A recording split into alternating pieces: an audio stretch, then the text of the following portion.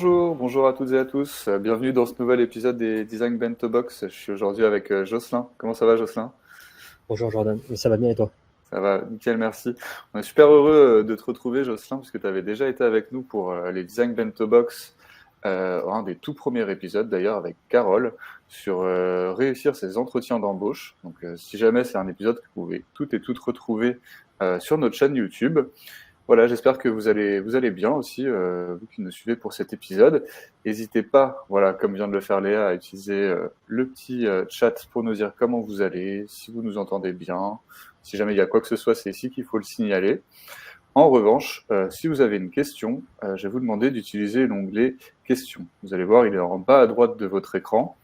Ça nous permet en fait tout simplement de garder les questions, qu'elles ne soient pas aspirées par le chat. Et ça permet aussi à toutes celles et ceux qui le souhaitent d'aller voter pour les questions des autres participants. Donc voilà, comme ça on prendra à la fin de la présentation un bon quart d'heure au moins pour essayer de répondre à un maximum de questions. Donc n'hésitez pas à les poser dans l'onglet questions et à voter pour les questions des autres participants, à aller jeter un petit coup d'œil de temps en temps. Juste avant qu'on commence ce Design Bento Box, moi j'ai quelques messages à vous faire passer parce que voilà, on arrive au mois de décembre, le dernier mois de l'année 2023, mais on a énormément d'événements qui arrivent au laptop. Donc je voulais vous en parler un tout petit peu, très rapidement. Juste pour vous dire que voilà, déjà le 6 décembre, on a la chance de recevoir l'événement annuel de l'association Hexagon UX, donc qui soutient un peu les femmes dans le design par un système de mentorat. Donc le 6 décembre, au laptop, il reste que quelques billets, mais on va recevoir des intervenants de Canal+, de Google, pour venir parler d'inclusion et d'accessibilité dans le design. Donc ça se passera le 6 décembre au soir. Le 11 décembre, on a aussi un workshop, c'est un nouveau format qu'on propose, qui sont des petites formations de 3 heures. Un workshop sur l'intelligence artificielle au service de la facilitation. Donc ça sera avec Alexandre Eisenstetter, donc qui est un peu un bricoleur fou de l'IA, qui a créé le AI Thinkers Club. Et donc on y parlera et on expérimentera des outils issus de l'intelligence artificielle qui vous permettent en fait de construire, d'animer des ateliers, des workshops collaboratifs. On a aussi un événement le 12 décembre, ça se passe à Marseille. C'est le premier de la série d'une nouvelle série d'événements qu'on lance. En tout cas, on fait le premier, on va voir ce que ça donne, qui va s'appeler Designer Undercover. Donc ce sera surtout à Marseille, ça sera retranscrit en replay sur notre chaîne YouTube, mais le live est à Marseille, et pour cette fois-là, on accueillera Marie et Aurélia, qui sont toutes deux designers au Crédit Agricole, et en fait, elles vont nous expliquer comment est-ce qu'elles ont fait pour un peu infiltrer le design dans l'entreprise et les méthodologies UX. Donc ça sera le concept un petit peu de tous les épisodes de Designer Undercover. Dernier point, non des moindres, le 18 et 19 décembre, on donne la première session de notre formation accessibilité numérique. Voilà. Donc Aline, tu me dis que ça coupe. Est-ce que vous avez aussi des problèmes de connexion? Qu'on le sache maintenant, comme ça je peux éventuellement les régler. Alors de mon côté, c'est bon. Ok. Bon, alors Aline, je suis désolé, j'ai l'impression que c'est peut-être plus de ton côté, un petit problème de connexion. Du coup, je vais continuer. N'hésite pas à nous faire signe, Aline, si tu arrives à régler ce problème. Voilà, donc dernier point, pardon, je vous disais, le 18 et 19 décembre, c'est la première session de notre formation consacrée à l'accessibilité numérique. C'est une grande première pour nous, c'est un sujet qui nous tient beaucoup à cœur. Donc voilà, si vous avez envie de vous renseigner sur ces événements et dont je viens de vous parler, sur cette formation, on peut éventuellement en parler à la fin, mais surtout, toutes les informations sont sur notre site internet. Voilà, désolé, c'était le petit instant pub, mais vraiment encore plein de beaux événements, j'espère qu'on vous y retrouvera. Et Jocelyn, je vais te laisser la main, et puis je vais me taire et je reste sur le chat pour animer si vous avez des questions. Il n'y a pas de souci. Merci à toi. Alors, est-ce que vous m'entendez bien et est-ce que vous voyez bien l'écran? Donc, je laisse Jordan vérifier dans le chat en parallèle. Donc là, je vous accueille sur un sujet qui, pour le coup, moi, me tient à cœur, c'est comment on redesign un écosystème de produits. Donc, le but, voilà, c'est on va faire un petit tour justement à l'intérieur des écosystèmes, voir l'impact que peut avoir les designers justement dans les écosystèmes. Quel est leur rôle, leur part de responsabilité et comment on peut interagir et justement jouer les différents types de leviers à l'intérieur. Avant toute chose, il y a une partie des personnes qui me connaissent ou pas, donc je vais quand même prendre quelques minutes pour me présenter. Donc j'ai démarré mes activités en tant que designer dans les années 2000, donc ça fait quelques années quand même. Donc j'ai navigué à la fois dans les parcours dans différents types d'agences, des agences de communication, des agences éditoriales, digitales et signalétiques. J'ai additionné avec des activités de freelance pendant quelques années en parallèle. J'ai rejoint le monde de Schneider Electric sur une durée de 3 ans. Donc là, on s'attaquait principalement à tout ce qui était autour des produits digitaux et métiers et du design de services. Ensuite, j'ai badnodé sur la partie design spécialisé dans les services publics, intégrant la notion d'accessibilité. Donc en 2019, déjà, l'accessibilité, c'était déjà un enjeu au niveau des collectivités locales et territoriales. Donc, j'ai passé plusieurs années à construire des sites en implémentant justement tous les référentiels autour du RGAA, et à regarder comment on pouvait essayer d'optimiser les interfaces pour les rendre plus inclusives. Et depuis 2013, j'interviens justement chez CGI. Donc maintenant, je suis directeur de programme design et expérience. Donc j'accompagne les directions des entreprises. Donc tout type de domaine confondu, ça navigue à la fois du service public, de l'énergie, de l'industrie, et j'en passe, et d'autres, de la finance et autres. Donc à la fois sur la partie design de service, processus organisationnel et toute la partie produits numériques, donc applications métiers et portails digitaux. En parallèle, pour m'occuper un peu, j'interviens sur la partie mentoring de projet UX, principalement dans des écoles, donc de temps en temps aussi avec le laptop sur la partie mentoring. Et je suis aussi responsable et co-organisateur de l'antenne de Flux à Montpellier, donc l'association de l'expérience utilisateur sur les pays francophones, donc la France, le Luxembourg et la Suisse principalement. Alors pourquoi le sujet du design, du redesign du cœur d'un écosystème de produits. Alors pour moi, et comme je disais, il y a une part importante justement sur la partie écosystème de produits d'un point de vue designer et des entreprises. C'est que, à mon sens, les designers doivent avoir un rôle à l'intérieur d'un écosystème de produits, mais aussi dans une vision globale d'un écosystème. Donc, quitter parfois la vision systémique, la vision pure produit ou pure service, comme on a l'habitude de voir, pour monter sur une vision systémique de services et de produits. Donc là, le but, c'est voir quels sont les différents leviers, acteurs et différentes typologies d'ateliers qu'on peut mettre en face pour que les designers puissent grimper et interagir dans cet écosystème. Et surtout, quelles sont les limites que l'on peut avoir justement sur ce type d'exercice. Donc, avant toute chose, on va partir sur un constat, le constat de la démarche UX. Donc, je vous ai mis quelques rapports qui vont arriver par la suite. Donc, 3 rapports. Donc, les rapports, je ne les ai pas inventés, ce sont des rapports qui existent. Donc, le DMI, donc le Design Management Institute, donc l'apport business du design dans le cœur des entreprises. Pourquoi le design a une part importante dans le cœur des entreprises? Donc là, c'est une étude qui avait été mise en place de 2005 à 2015, justement, qui montre l'impact en termes de variation des indices boursiers dans le S et P. Donc, c'est principalement les 500 plus grandes sociétés cotées en bourse aux États-Unis. Donc, ça couvre à peu près 81% du marché. Et le but, c'était de démontrer l'impact économique pour les sociétés en faisant justement le design, en le réinjectant au cœur justement des entreprises. Le deuxième rapport que je vous propose, c'est le rapport de Nielsen et Norman Group, donc qui est plutôt un constat, le constat de ROI UX. Donc là, celui-ci, je l'ai trouvé sur Useit, qui met en place justement, on va dire, un ROI moyen de l'UX, donc sur à peu près 72 cas. justement. Donc là, c'est une vision un peu plus mathématique, mais qui équivaut à dire que le business est égal au nombre de visiteurs fois le nombre de conversions, justement le taux de conversion sur un site et le taux de fidélisation. Donc en gros, comment le design peut avoir un impact positif et augmenter justement le ROI sur une interface digitale. Donc, et le troisième qui est plutôt ciblé opérationnel projet. Donc là, on rentre plutôt sur un rapport d'IBM, donc qui est sorti il y a quelques années, je crois à peu près 4 ans, pendant le Covid, justement sur les 6 bénéfices de l'UI design dans le cœur de vos projets.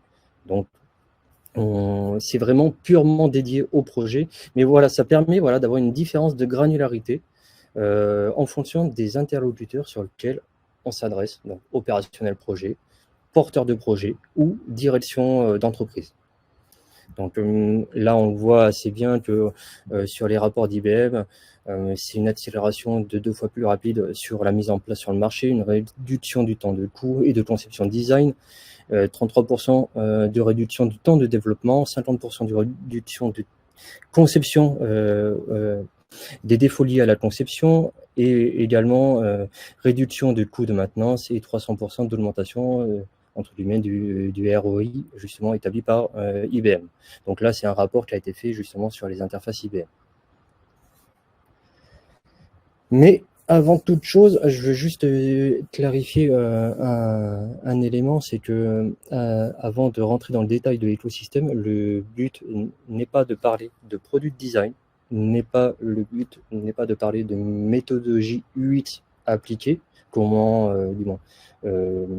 dérouler des interviews, c'est pas le cas.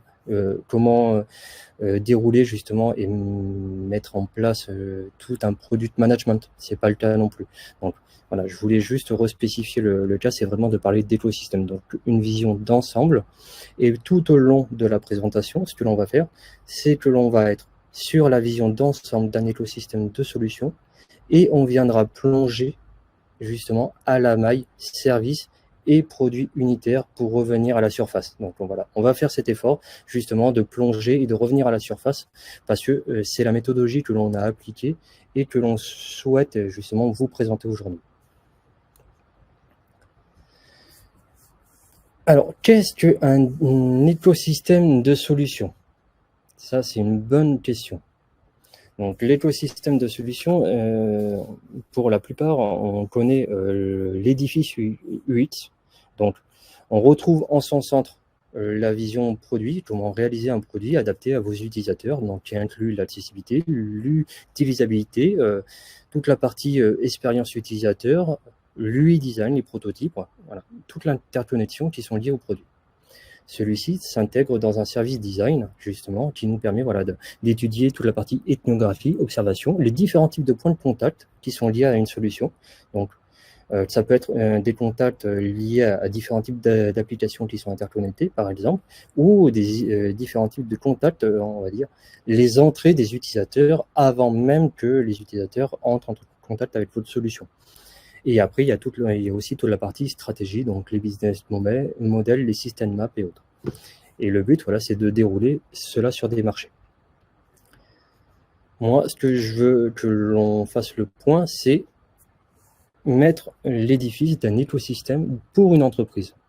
Donc là, on retrouve justement la vision où on a parfois des produits et des solutions unitaires et des cas où justement on a un ensemble.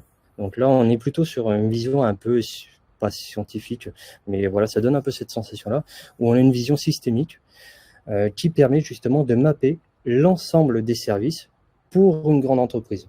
La plupart du temps, quand on s'adresse à une entreprise et qu'on intervient pour une entreprise, qu'on soit intervenant interne à l'entreprise ou un intervenant externe, on est appelé justement pour concevoir un produit sur un périmètre bien précis, sur un service bien précis. Donc on vient mapper et on est identifié justement pour construire cette vision-là. Là, en l'état, ce que moi je recherche dans cette idée-là, c'est d'identifier tous les services qui sont corrélés à une entreprise. Donc ça peut être justement des services internes, ça peut être de la relation client et venir mapper tous les produits qui viennent s'interfacer entre eux et se connecter. Donc on a à la fois une vision client interne et client externe, justement, qui nous permettent d'identifier les contours de l'entreprise et toutes les solutions qui sont rattachées. Alors, la responsabilité justement du designer, c'est de prendre conscience qu'il est intégré dans un écosystème plus large. Et bien souvent, on a plutôt la sensation de concevoir un produit pour concevoir un produit ou un service. Et on en oublie de temps en temps qu'on s'intègre dans une vision plus large. C'est-à-dire que moi, j'aime bien la notion de grain de sable. Si on prend l'idée, c'est que le produit, ça serait le grain de sable, le service, ça serait justement les quelques grains de sable qui contournent, qui sont autour de celui-ci, et la plage, c'est la vision d'ensemble. Donc là, le but, c'est de contempler et de regarder cette vision d'ensemble sur tout ce qui ne va et ne va pas forcément justement dans un écosystème de produits. Par contre, le designer, pour moi, doit avoir cette prise de conscience. On a de plus en plus de communautés design qui existent dans le cœur des entreprises, et tant mieux, justement, qui permettent justement de créer de la synergie et des points d'attention et de la convergence autour des outils, des méthodologies, des clubs utilisateurs et autres. Et donc là, ça va justement dans ce sens. Mais vraiment, voilà, ne pas hésiter à essayer d'intégrer cette communauté pour pouvoir construire quelque chose de plus large et de plus conséquent, avec plus d'attention. L'autre responsabilité, alors là, ce sont des schémas que l'on connaît tous, hein, le spectre avec les 3 anneaux autour de la désirabilité, la faisabilité et la viabilité d'un produit, donc, que l'on voit très souvent justement dans les parcours de formation et aussi sur pas mal de slides de présentation client. On en a une autre un peu plus poussée, là je l'ai récupérée de l'IDF, donc interactiondesign.org, donc qui est un peu plus conséquente, qui rattache la partie accessibilité, crédibilité, trouvabilité justement de l'outil.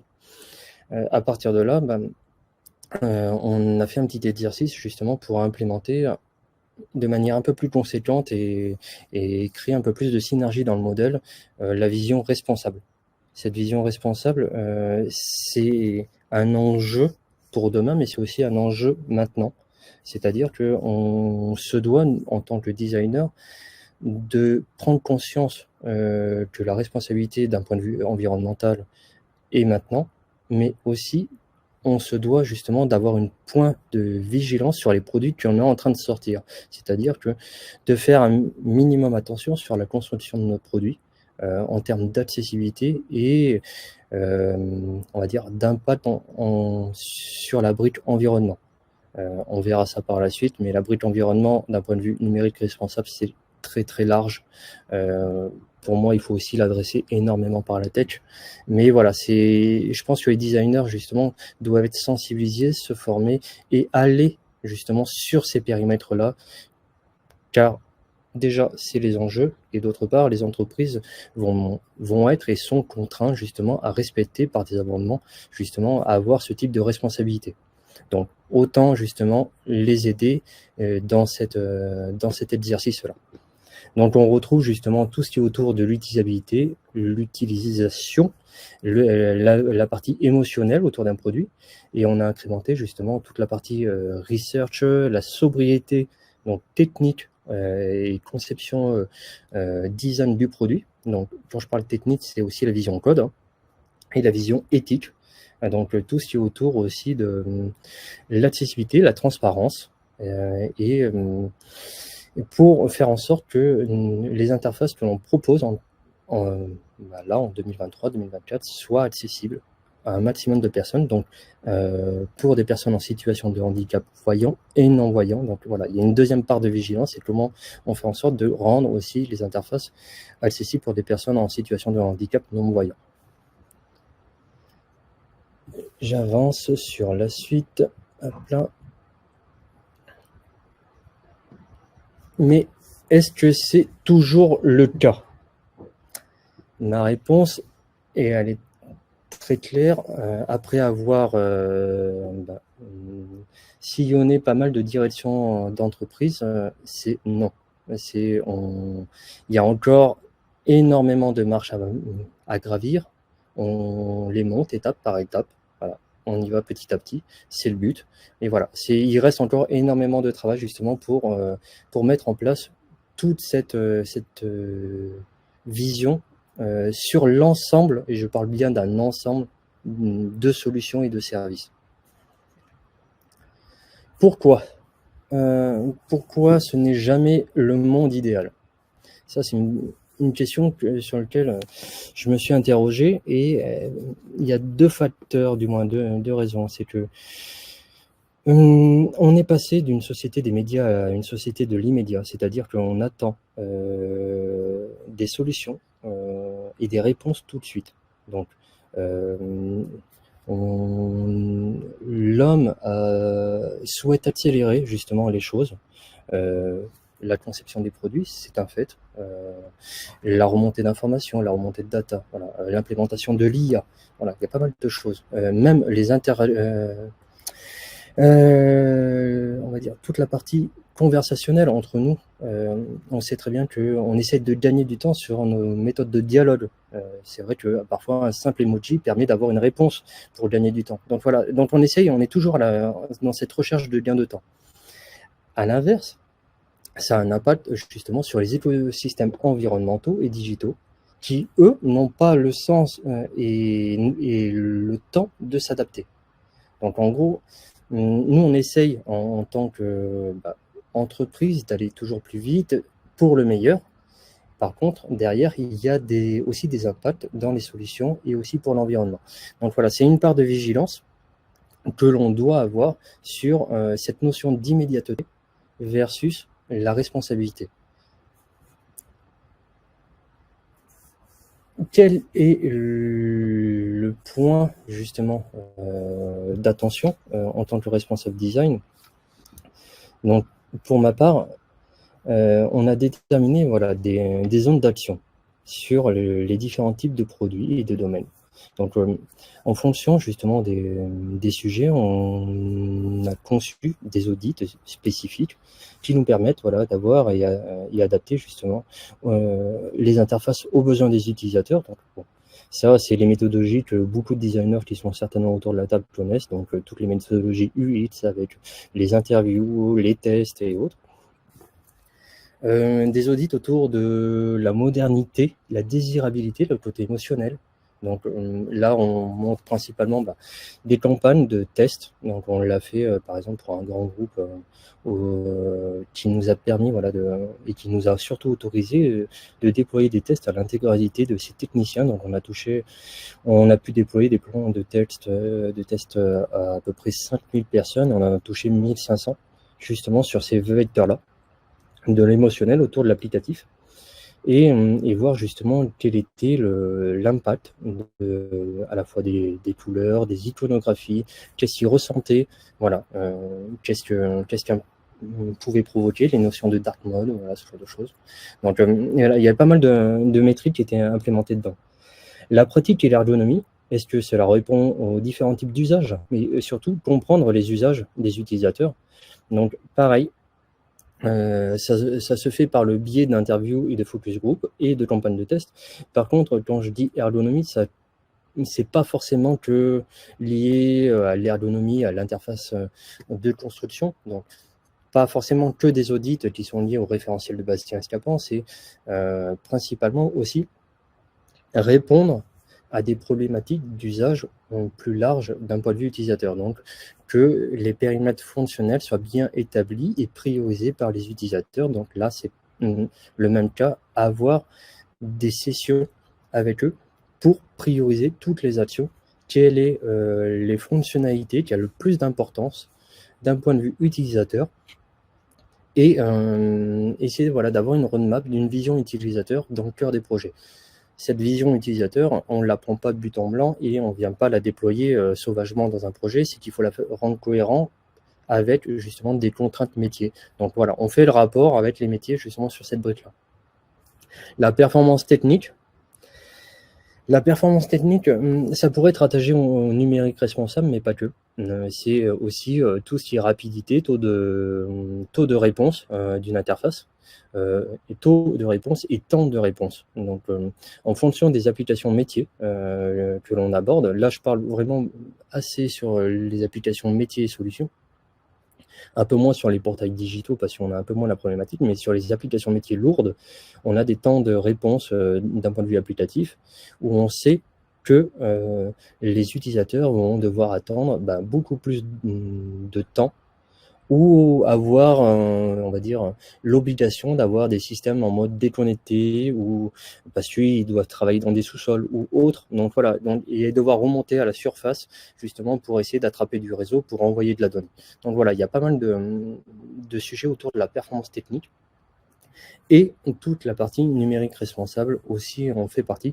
Donc la partie numérique responsable, moi je disais un truc tout à l'heure, c'était que elle est basée sur, d'un point de vue design, sur de l'éco-conception. C'est un sujet qui est assez naissant. C'est assez naissant pour le coup. D'un point de vue mise en place, accompagnement, formation.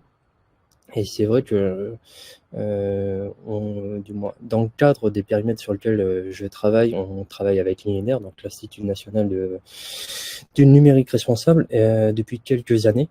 Et je m'aperçois qu'en termes de ratio, le numérique responsable est, on va dire, il y a un fort pourcentage justement sur la partie technique. Donc les taux d'appel aux hébergeurs et autres. Donc voilà, il faut voir justement comment et quel est le pourcentage des designers justement sur la partie numérique responsable. Le but, voilà, c'est d'aider et d'avoir une cohérence en termes de construction d'interface, en termes, bon, il y a les optimisations des poids des images, mais déjà en termes de construction d'interface, comment on va monter les interfaces auprès des utilisateurs pour essayer de consommer le moins de données, de data numérique. Et surtout, quand on construit des interfaces, quelles sont les données que l'on stocke, que l'on entrepose justement dans les serveurs, et qu'est-ce que l'on demande aux utilisateurs d'entreposer. La partie inclusive, donc la partie inclusive, là pour le coup c'est un sujet que l'on travaille donc d'une part sur des audits en termes d'accessibilité numérique. Donc, ça peut être aussi en partenariat avec des entreprises qui sont spécialisées, justement, avec des personnes qui sont en situation de handicap, pour tester on va dire, des cas d'usage spécifiques liés à ces différents types de contraintes. C'est aussi l'accessibilité numérique, la partie inclusive, c'est comment on peut l'intégrer, l'accessibilité numérique, dans un design system. Comment on peut faire en sorte que rendre un design system déjà un peu plus éthique et responsable nous permettrait peut-être de fluidifier de manière plus aisément différents types de produits, on va dire, en vision un peu automatisée et industrialisée. Donc voilà, on vient justement regarder un peu dans le détail comment on peut articuler toute cette partie-là. La gouvernance, c'est les design systems, c'est comment on les monte, comment on les monitore, comment on les construit, qui les monitore. Est-ce que c'est le client? Nous, on préconise que ce soit le client qui soit responsable de son propre design system. Et ensuite, voir justement qui peut apporter de la valeur à la construction d'un design system. Donc, à la fois, justement, un élément nécessaire et impératif pour la construction d'un design system, à la notion d'accessibilité implémentée dans un design system, la notion de NR également, et voilà, et répondre aux différents types de cas d'usage conjointement avec les attentes des utilisateurs. Donc, essayer d'avoir une logique de construction sur la partie design system et gouvernance. Et la partie adoption. La partie adoption, c'est comment on fait en sorte que les produits que l'on délivre soient les plus, on va dire, appropriés et pertinents d'un point de vue utilisateur, mais surtout comment capter les utilisateurs, même parfois avant même le déploiement justement d'un outil.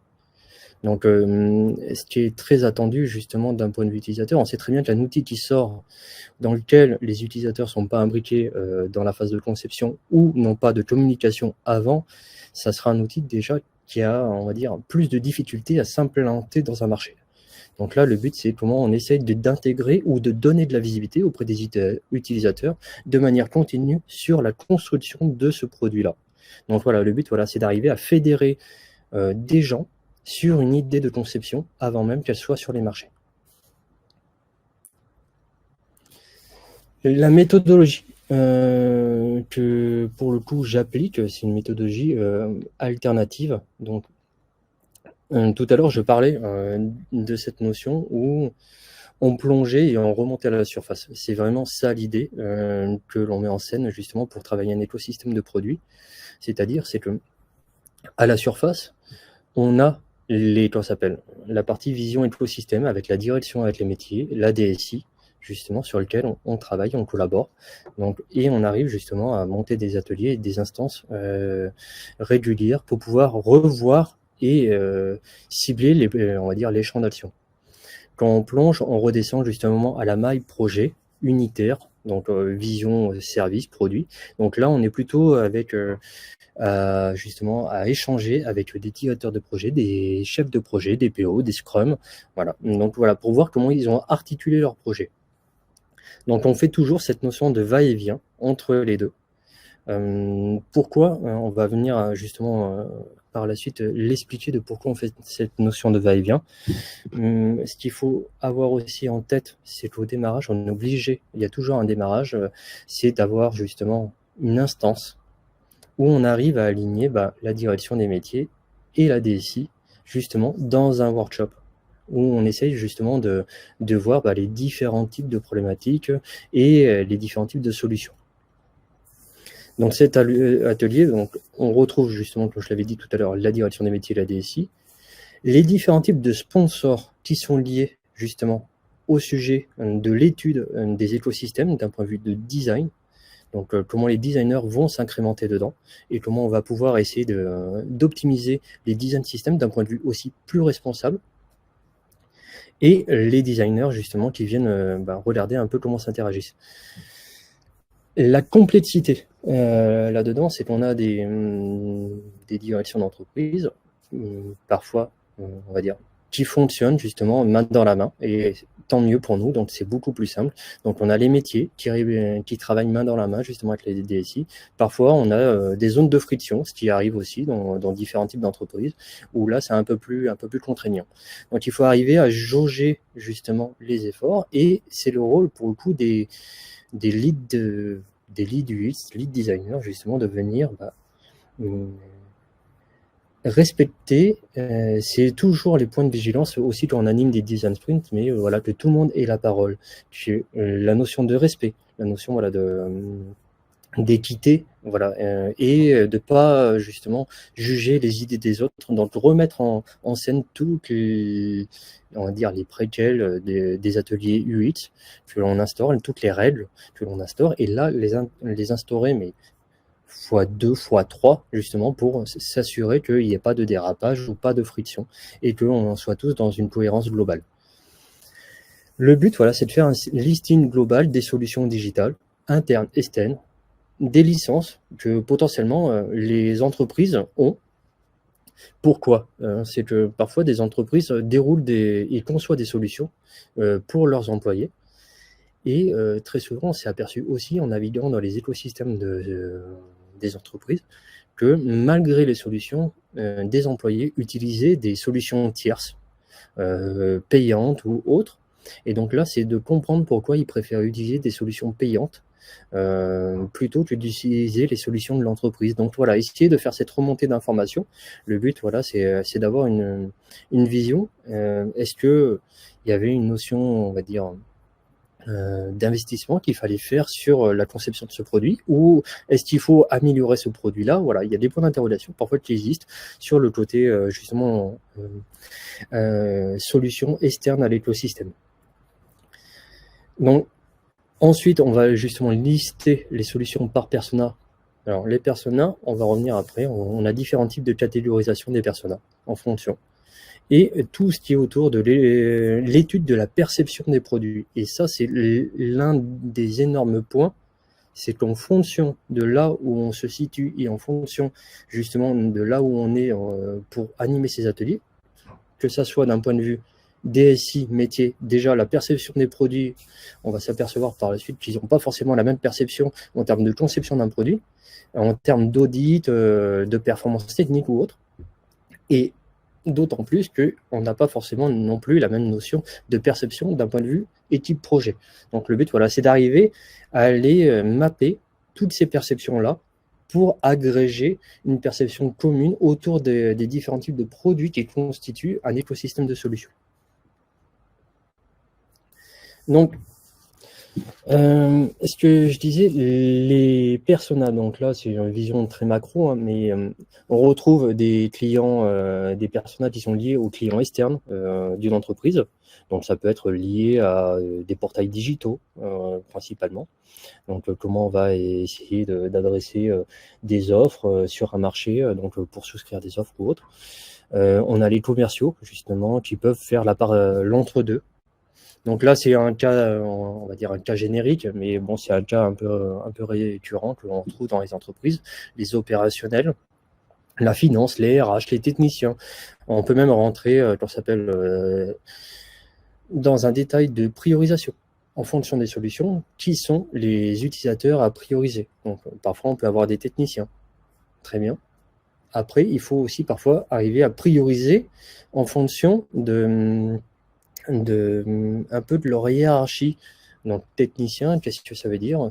Est-ce qu'on s'adresse à des techniciens d'exploitation, des techniciens pour le coup opérationnels qui font un mix un peu des deux? Donc voilà, essayer d'avoir une cartographie de la priorisation des personas. Et ça nous permet voilà, d'identifier par typologie de solution les personas qui sont rattachés. Donc on se retrouve avec des canvas, avec les personas et toutes les solutions de l'entreprise qui sont rattachées à cette thématique-là. Pourquoi on fait ça?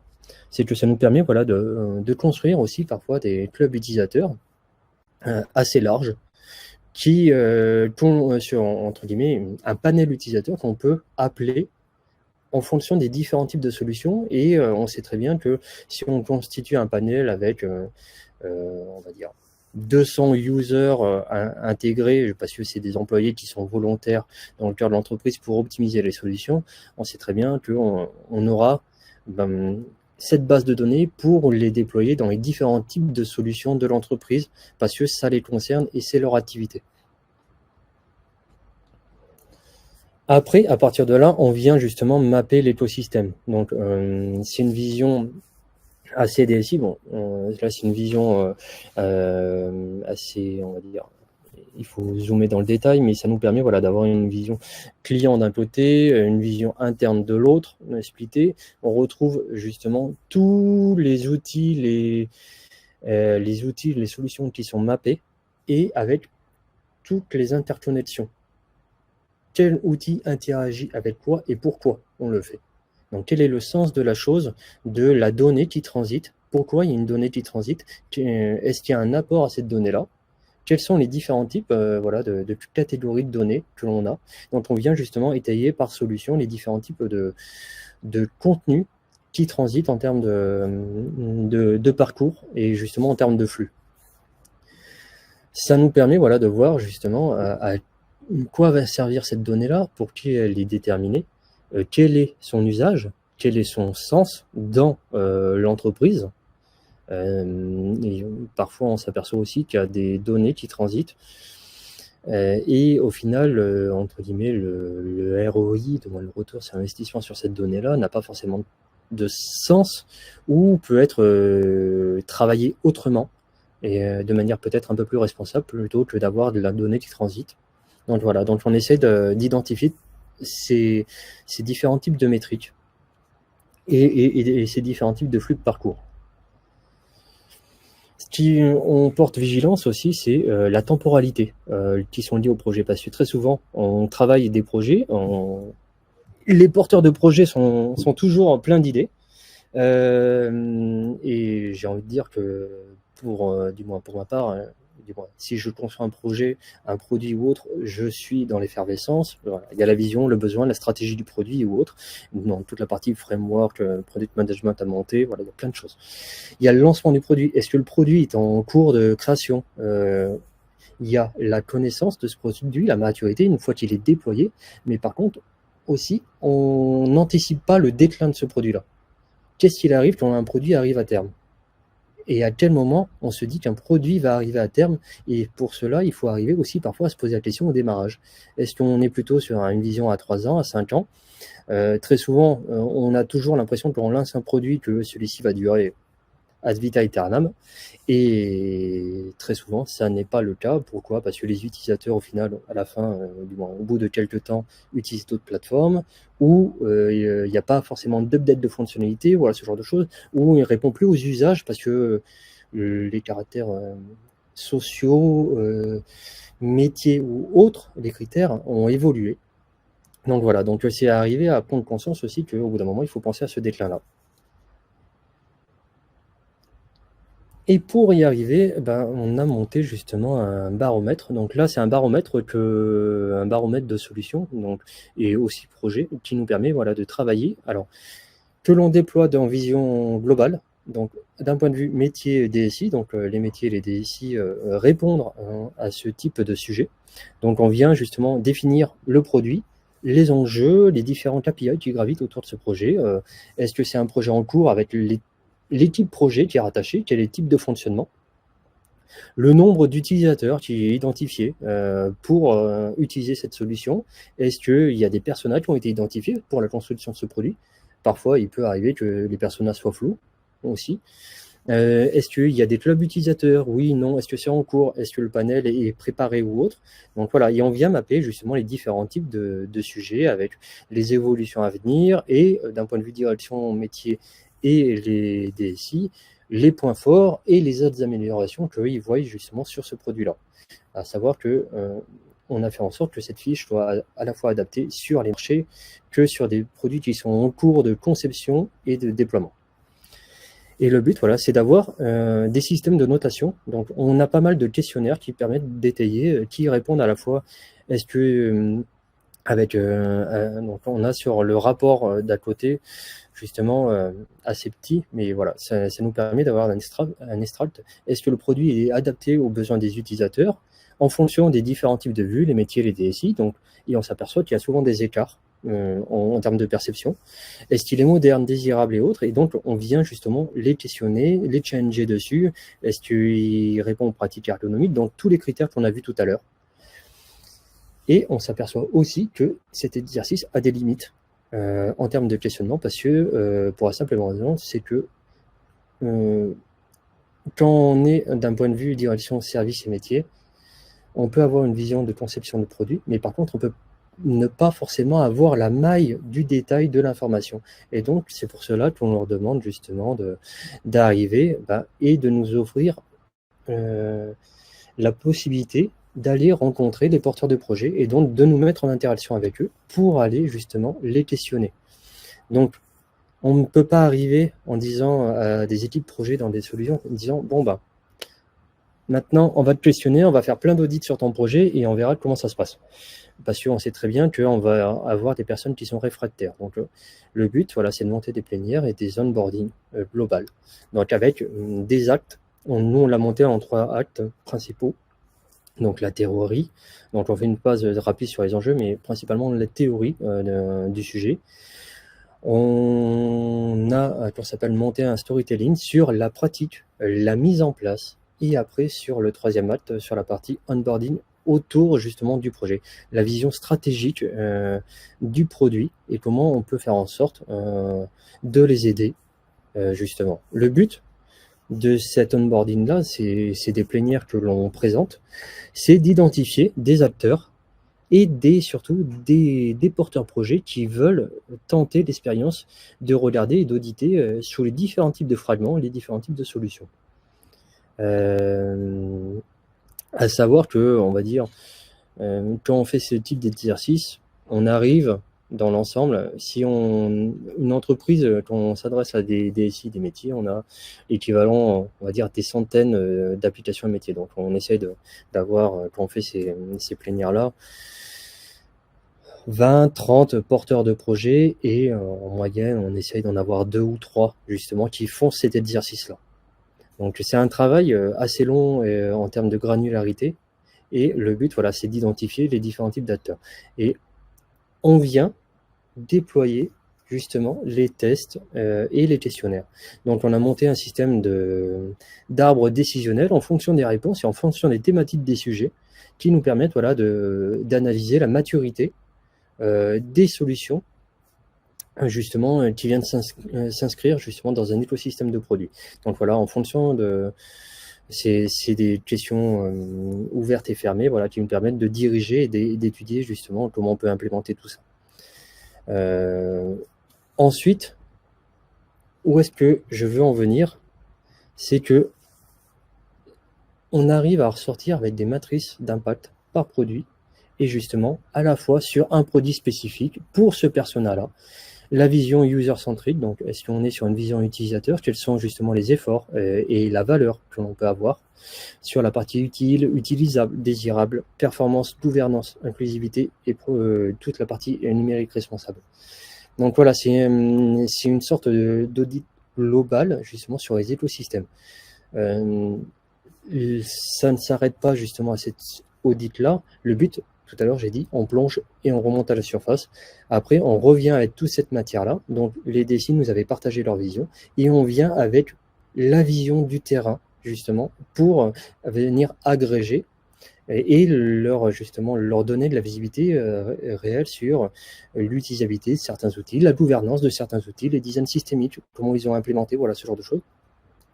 Et de voir avec eux quelle est la roadmap justement d'optimisation responsable autour de ces produits, ces écosystèmes de solutions. Donc voilà, c'est de définir quels sont les produits qu'on va cibler ou pour des optimisations, quels sont peut-être des produits qui peuvent être décommissionnés, donc retirés du marché, parce qu'on peut, par une fonctionnalité, compléter un autre produit, voilà, ce genre de choses, et essayer d'optimiser un peu tout ça.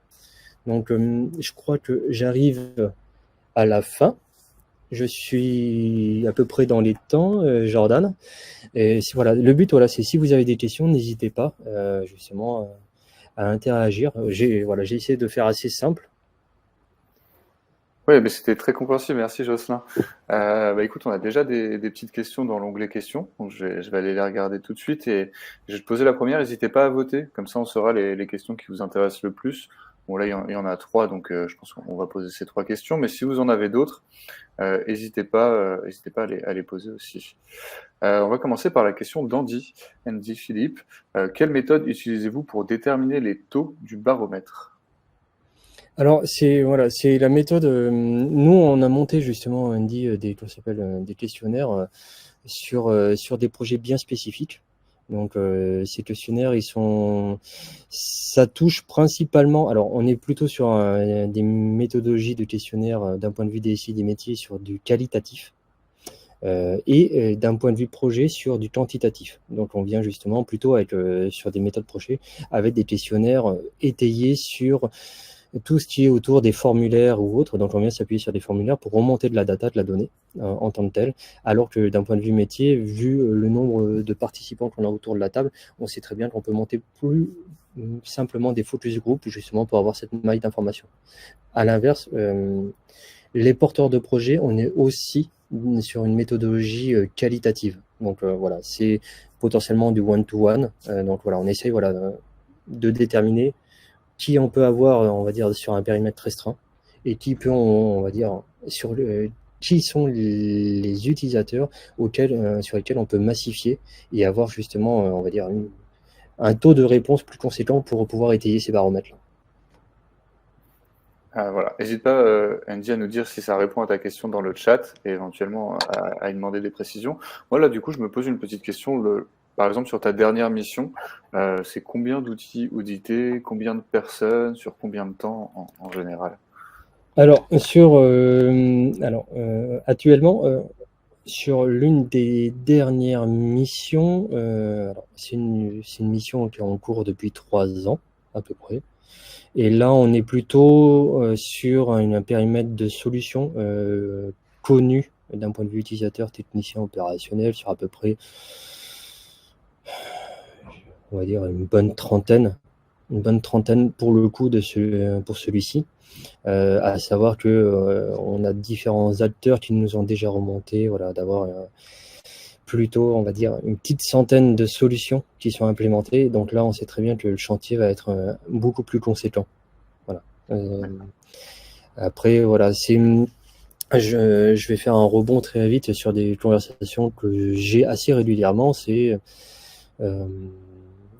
parce que les coordinateurs, souvent me disent, voilà, c'est monstrueux, il y a énormément de choses à faire et comment, du moins, on ne sait pas trop par où, quel bout prendre les choses. Et donc on essaie, voilà, de leur faire comprendre d'y aller entre guillemets, petit à petit, étape par étape, peut-être comment essayer de rendre accessible un design system, voilà, essayer, voilà, d'essayer ces méthodologies-là pour pouvoir après essayer de déployer, on va dire, à plus grande envergure, justement, toutes ces instances-là aussi.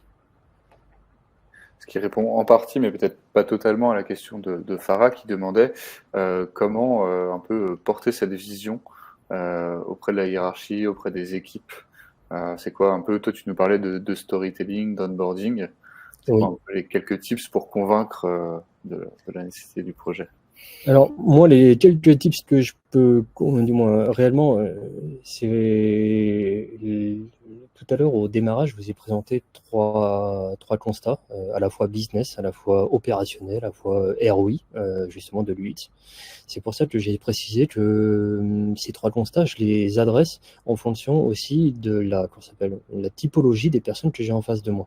Et c'est vrai, c'est certain que quand je m'adresse à des directions d'entreprise, j'ai plutôt la notion de parler de business et de marché pour faire comprendre de l'impact du design et aussi de la notion pour pouvoir aussi activer ces sujets-là.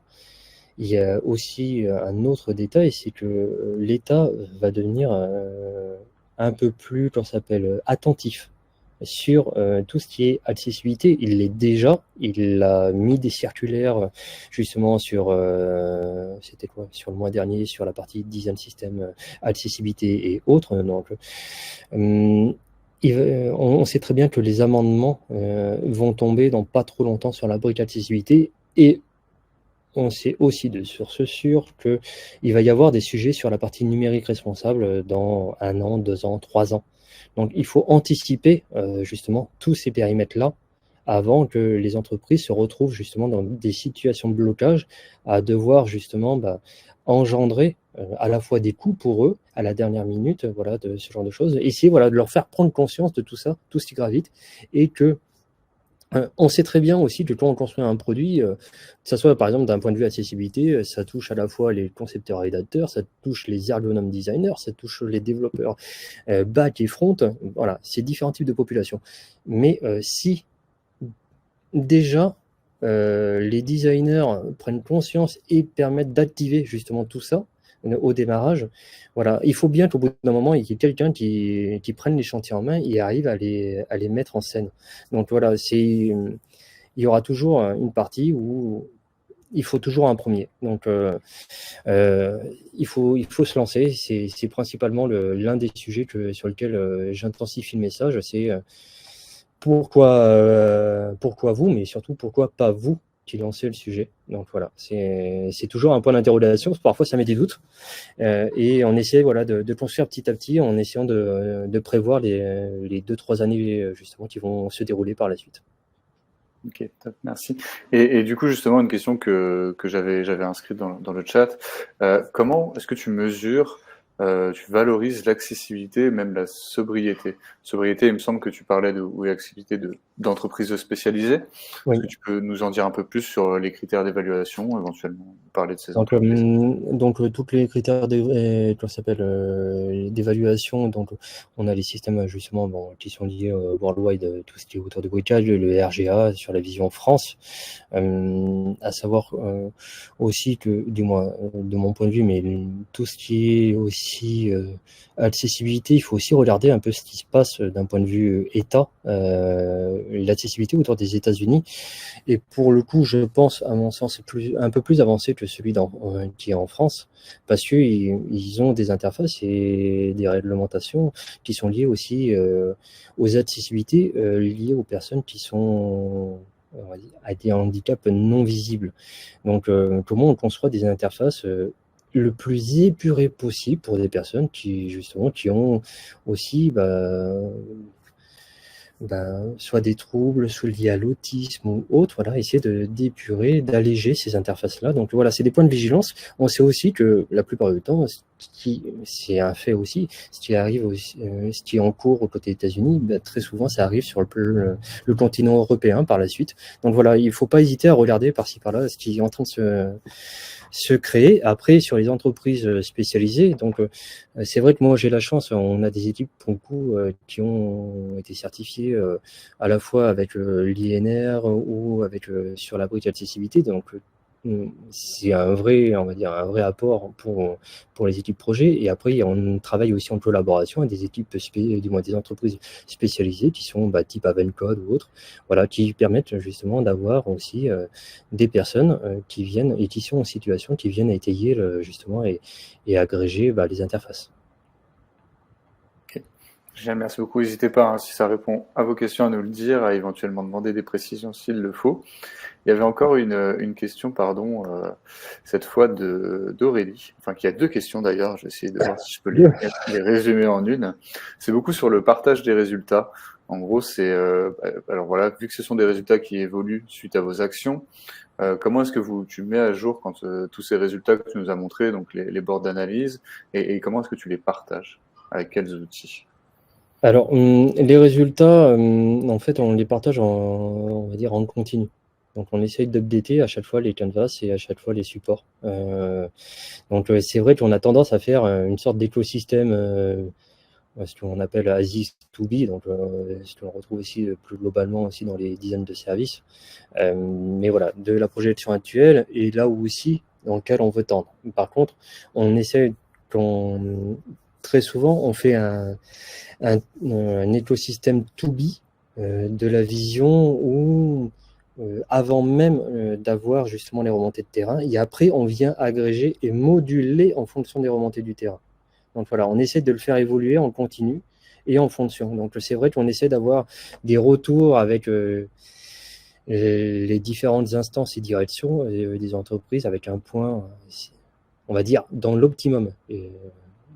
Une fois tous les mois et parfois c'est une fois tous les 2 mois en fonction de leur taux de disponibilité. Donc, mais voilà, on essaye d'avoir cette récurrence pour les updater, voilà, et leur donner cette granularité au niveau du terrain pour faire en sorte qu'il y ait des prises d'action effectives. Donc voilà, ça peut être des compléments ou du montage de club utilisateur ou autre, ou une session d'audit ou autre, mais voilà, ça permet d'avoir cette granularité. Qu'est-ce qu'un club utilisateur? C'est donc les personnes qui utilisent le même outil, c'est ça? Voilà. Oui, pardon, désolé. Oui. Donc oui, ce qu'on appelle aussi des panels utilisateurs, mais c'est vrai que moi j'ai tendance à appeler ça des clubs pour la simple et bonne raison, c'est que pour certains projets, on s'est retrouvé à avoir des panels on va dire, d'une centaine de personnes, et après on avait à peu près une quarantaine d'utilisateurs qui se connectaient de manière un peu continue, un peu de toute la France, voilà, en mode remote, et qui venaient justement compléter et échanger avec nous. Et donc, c'est vrai qu'au final, on est venu d'un panel où des personnes ne se connaissaient pas, des personnes qui ont commencé à échanger un peu sur des méthodologies, sur des sujets, des fonctionnalités ou autres. Et on a plutôt utilisé le terme de club parce que c'était plutôt devenu un club d'échange et d'entreprise. Donc, on aurait pu appeler ça une communauté. Communauté d'utilisateurs, ouais, attends, qu'on entend souvent. Merci Jocelyn. Peut-être une dernière question. On avait échangé un petit peu avant que l'épisode commence ensemble sur, comme c'est un sujet qui nous intéresse au laptop, sur l'IA qui arrive, qui dans le domaine de l'UX bouleverse pas mal de choses. Tu vois comment un peu dans les années à venir l'impact, peut-être même dans les mois à venir, l'impact de l'IA sur tout ce qui est écosystème de produits? Alors, l'IA alors c'est totalement subjectif, mais pour moi l'IA c'est un sujet à part entière. L'IA, il y a beaucoup de craintes et d'inquiétudes qui sont liées à l'IA. L'IA, pour moi, je le vois de la manière de se dire que l'IA est un outil qui permet d'automatiser, d'agréger de la donnée, de la compiler, de créer des scénarios. Mais en fait, l'IA a pour capacité de projeter des scénarios ou des mondes, des idées, sur des thématiques spécifiques, mais dans l'idée où ça reproduit justement ce que l'homme fait, mais de manière plus rapidement. Donc l'IA, à l'inverse, c'est un peu comme si nous-mêmes on était des IA. C'est en gros, on a appris dans le monde, sur l'existence du monde, on a évolué avec lui, on a grandi, on a essayé d'automatiser, on a essayé de grandir avec lui. À l'inverse de l'IA, c'est qu'on a une fibre qui est émotionnelle, que l'IA n'a pas. L'IA est vraiment un système qui fait en sorte de, entre guillemets, de nous faire gagner du temps. Maintenant, le point de vigilance que j'ai à voir avec les écosystèmes, c'est comment ne pas abuser de cette IA, comment donner du sens à l'IA, et surtout comment le rendre responsable. Le but, c'est pas voilà, de partir but en blanc en disant l'IA va nous construire des solutions. Je pense que ça, c'est une erreur fondamentale. L'IA, pour moi, est vraiment justement créer des projections de scénarios assez rapidement. Et après, l'homme se doit d'avoir un regard et une analyse spécifique. Et c'est vrai que ça me fait un peu bizarre parce que c'est vrai que l'IA, je l'utilise de manière assez quotidienne et justement pour faire des tests. Donc là, plutôt sur l'IA générative, pas de l'IA appliquée, donc pas de l'IA développée. Et je m'aperçois que il y a plus en plus de messages, de tournures, d'écriture, de communication ou autres qui sont générés par l'IA. À force de l'utiliser, on commence à s'en apercevoir et on sait aussi que c'est de l'IA. Et donc voilà, il y a des parts d'attention. Et donc c'est vrai que c'est une question d'habitude, de lecture et d'écriture, comment l'IA se retranscrit, qui nous fait comprendre que en fait, attention, la personne a véhiculé un message, mais c'est une machine qui a retranscrit ce message-là.